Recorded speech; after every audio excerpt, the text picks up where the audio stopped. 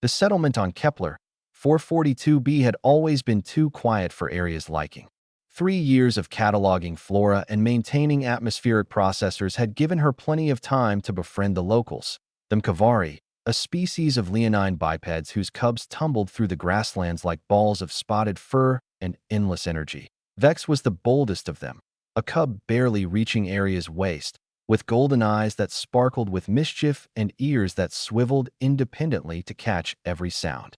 The young Mavari had adopted Aria as something between a curiosity and a playmate, visiting her hab unit every morning with a series of chirps that Aria had learned meant, "What strange thing will the human do today?" Hide and seek, Aria had explained one afternoon, crouching to Vex's eye level. The translation matrix struggled with the concept. Mavari cubs learned to hunt in open grasslands, where hiding was cowardice and speed was survival. But Vex's ears perked forward. Hiding is a game. The best game, Aria confirmed. You hide, I seek. Then we switch. What started as simple entertainment became an obsession. Vex brought other cubs. They learned to squeeze into maintenance shafts, to silence their breathing, to use shadows and corners that their instincts told them to avoid. Aria taught them to think like prey and predator simultaneously, to use terrain as a weapon rather than just a backdrop. The Mavari elders watched with amusement. Cubs playing strange human games. What harm could it do? The raiders came on the 4th year's 6th month, dropping from orbit in ships that screamed violence. The Kresh Dominion had heard of Kepler 442b's iridium deposits and decided the small Mavari settlement was ripe for conquest. Why negotiate when you could simply take? 3 dropships landed in the settlement's central plaza, disgorging 40 armored warriors, each one a hulking mass of chitin and weaponry, veterans of a dozen subjugation campaigns. The Kresh had perfected the art of overwhelming force. They had plasma rifles, combat drones, and shields that could deflect most primitive projectiles. The Mavari had hunting spears and determination. Aria watched from her observation post as the Kresh commander, a scarred brute named Thrak, broadcast his demands: surrender your minerals, surrender your technology, resist, and we will burn your dens and take what we want from the ashes. The Mavari elder, Grandmother Senna, stood tall despite her age. This is our home. We will not. The plasma bolt that interrupted her killed 2 warriors standing nearby. The message was clear: compliance or extinction. To Aria's hands clenched on the railing. She had no weapons, no combat training, no way to fight 40 armored raiders. But she had something else. She had taught the cubs how to hide. Vex. Aria's voice crackled through the comm bead she'd given him months ago, a toy he wore with pride. Gather everyone who played hide and seek. Bring them to the canyon passage. Now, the young Mavari didn't question. Within minutes, 23 cubs, nearly adolescents now, but still considered younglings, assembled in the narrow ravine that served as the settlement's northern approach. Their parents were corralled in the plaza, weapons confiscated, shock collars fitted.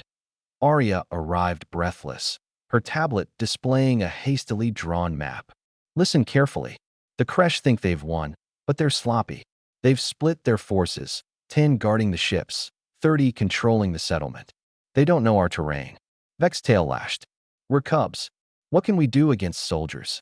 You can show them what humans learned 10,000 years ago. Aria's smile was sharp. You can show them what happens when you chase prey into a bottleneck. She pointed to the canyon. This passage is the only route between the northern ridge and the settlement, 3 meters wide at its narrowest point. If we can draw the Kresh through here, one of the other cubs, a female named Kessa, caught on immediately. They can only come 3 at a time. Exactly. Aria pulled up another screen.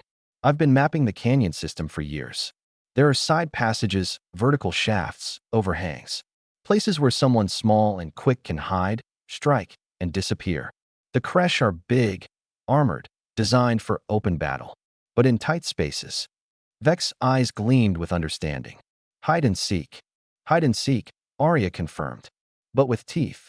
The plan was absurd. It was desperate. It was exactly the kind of thing that had allowed humanity to survive against predators twice their size and 10 times their strength.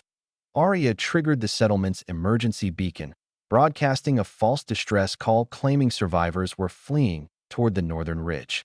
The Kresh commander took the bait, 30 warriors stomped toward the canyon, expecting to round up terrified civilians.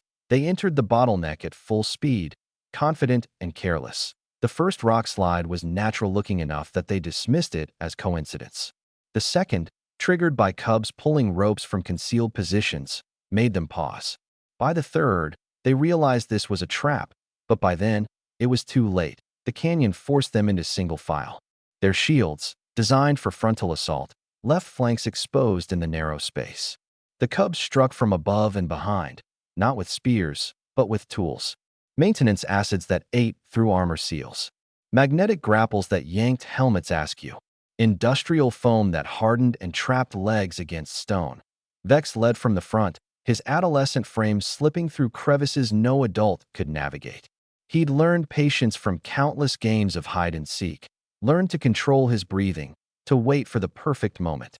When a Kresh warrior bent to clear debris, Vex dropped from above, driving a sharpened survey stake through the gap in his neck armor. The raider fell, and chaos erupted. The Kresh tried to advance, but the canyon betrayed them at every turn.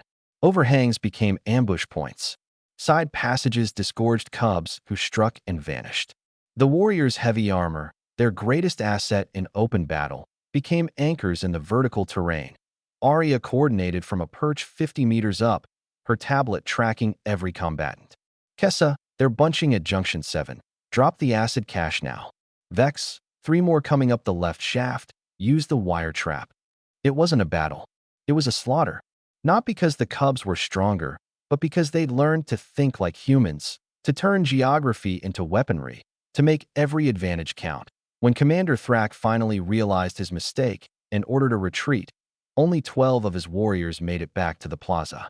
They found the 10 ship guards already dead, taken down by Mavari adults who'd slipped their collars the moment the main force left. The dropships lifted off in panic, broadcasting warnings across Kresh channels. Avoid Kepler, 442b. The prey there hunts back. In the canyon, Arya sat among the exhausted cubs, their fur matted with dust and worse things. Vex leaned against her shoulder, trembling with adrenaline crash. You called it a game, he said quietly. Hide and seek. It was a game, Arya replied.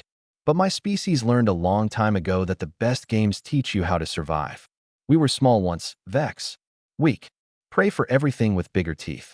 So we learned to think instead of just fight. We learned that terrain matters more than strength.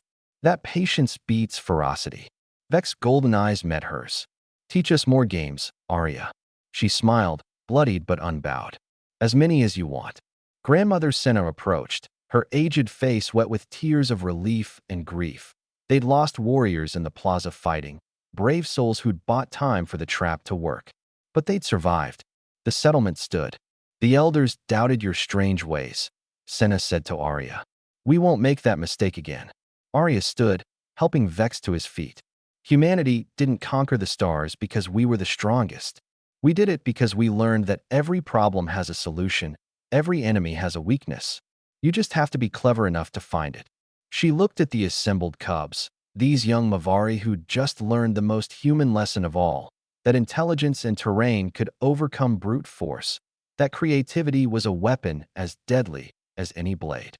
Welcome to the galaxy, Arya said softly. Now you know why humanity earned its place here. Vex's tail swished with renewed energy, his exhaustion forgotten. What game do we learn next? Arya's grin was fierce. How about chess? I think you're ready for strategy. In the distance, the Kresh ships vanished into orbit, carrying a message that would spread through criminal networks and raider fleets across 3 sectors. Kepler, 442b was off limits. The soft-looking biped there taught the locals to think like humans, and nothing in the galaxy was more dangerous than that.